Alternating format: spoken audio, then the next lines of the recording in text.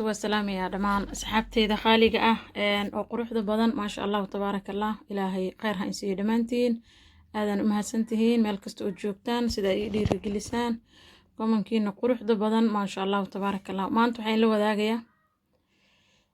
aniga shakhsi ahaanteyda qadada aan ku qadeeyo quraacdeyda iyo insha allah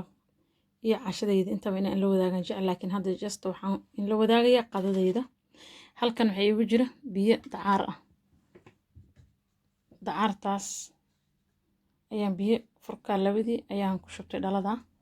maasha allah halka waxay igu jira arkaysaan saytuun yaanyo ansalaato iyo qajaar salaatada way ku yarta laakiin qajaar iyo saytuun iyo yaanyo waa okay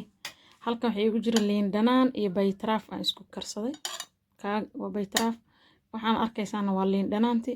iyadii qolofteeda iswadata waa qolofteeda kamaan reebin iyadii qolofteeda waa jabka yarka ah oo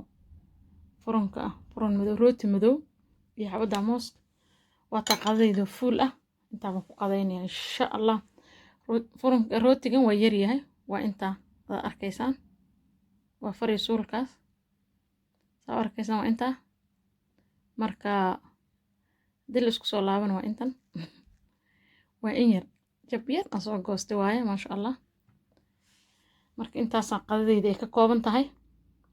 waana qada healthy oo maasha allah borotiinkeeda iyo wixii dhan u dheelitiran tahay uma baahnid qado oo fuul ah oo calooshaada ka dhigta nimca ilaahay wax kale la dhihi karo marka